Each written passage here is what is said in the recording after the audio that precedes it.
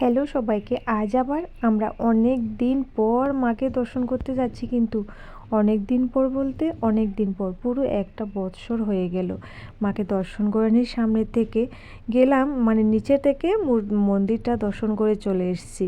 কিন্তু উপরে তো যেতে পারিনি, আমাদের অসুবিধা ছিল, সেই জন্য আমরা এক বৎসর যাইনি। আজ আবার একটা বৎসর পর আবার মাকে দর্শন করব, সেই জন্য সকাল থেকে মনে খুব আনন্দ। তো সেটাই আজকে তোমাদের সাথে শেয়ার করব, আমরা কি কি করেছি এবং মায়ের মন্দিরে গিয়ে কী কী করলাম। তো চলো, আজকে মায়ের জন্য আমরা নিজের হাতে কিন্তু মালা বানিয়ে নিয়ে গেছি। দেখো কত বড় বেলপাতা, একদম লাল ফুল দিয়ে পুরোটা একদম লম্বা করে মায়ের জন্য মালা বানিয়ে নিয়েছি। তো আমরা তো পৌঁছে গেছি দাদার দোকানে, গিয়ে মাত্র আমরা ভোগ নিয়ে নিয়েছি। ভোগ নিয়ে চলো এখন মাকে দর্শন করব।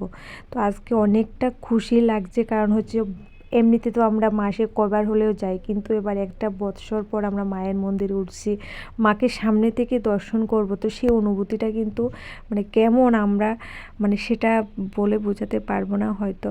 তো তোমরাও আমাদের সাথে আজকে শেয়ার মানে দর্শনটা করে নাও। তো যখন যাই আমার চোখ দিয়ে শুধু জল চলে আসলো, কারণ আমি একটা বৎসর পর আবার মাকে দেখতে পেয়েছি।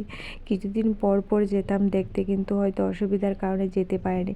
তো আমরা ভোগ দিলাম, আমাদের ওগুলো নিবেদন করছে মাকে, তারপরে মালা টালা সব কিছু পরিয়ে দিল। তো মাকে অনেকক্ষণ ধরে দাঁড়িয়ে দেখলাম। তোমাদের কাছে কেমন লাগলো মাকে দর্শন করে, প্লিজ অবশ্যই কমেন্ট করে জানিও। আর ভালো লাগলে, যদি মাকে ভালোবাসো, তাহলে একটা শেয়ার করে দিও ভিডিওটা। তারপর মাকে দর্শন করে নেওয়ার পর চলে গেলাম ভোলানাথের মন্দিরে।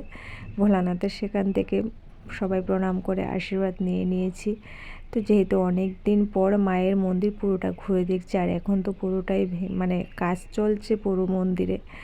তো আমরা অনেকটা ঘোরাফেরা করার পর আবার যখন যাব, আমি বলছি কি আবার আমি একটু দেখে আসি মাকে। তো যখন একটু দরজাটা খালি ছিল, আমি আবার দাঁড়িয়ে কিছুক্ষণ মাকে দেখছি। মানে যতই দেখি না কেন মনটা যেন ভরেই না, ঘুরে ঘুরে কেবল দেখতে ইচ্ছে করে, সেখানে বসে থাকতেই ইচ্ছে ছিল। তো যাই হোক, সেখানে তো বসে থাকতে পারবো না, আবার আমাদের বাড়ি ফিরে আসতে হবে। তো যাই হোক, আমরা বাড়ি আসার জন্য রওনা দিলাম, নেমে যাচ্ছি। নামার পথে সেখানে আমার গুরুদেবের মন্দির আছে, যে রাম ঠাকুর আশ্রম উদয়পুরের দিঘির পাড়ে। তো সেখানে চলে গেলাম আবার ঠাকুরকে দর্শন করার জন্য সবাই মিলে। তো যেহেতু গেলাম দেখা করে আসি, তো সেখানে যাওয়ার পর দেখতে পাই কি সেখানে উৎসব শুরু হবে। তো সেখানে মন্দিরে কাজ চলছে। তো আমরা সবাই মিলে ঠাকুরের আশীর্বাদ নিয়ে নিলাম, ঠাকুরকে দর্শন করে নিয়েছি। তো তোমাদেরকেও কিন্তু দর্শন করাচ্ছি, তোমরাও অবশ্যই কমেন্টে ঠাকুরকে দর্শন করে নিও, আর ভালো লাগার সাথে একটা শেয়ার করে দিও, কেমন লেগেছে জানিও।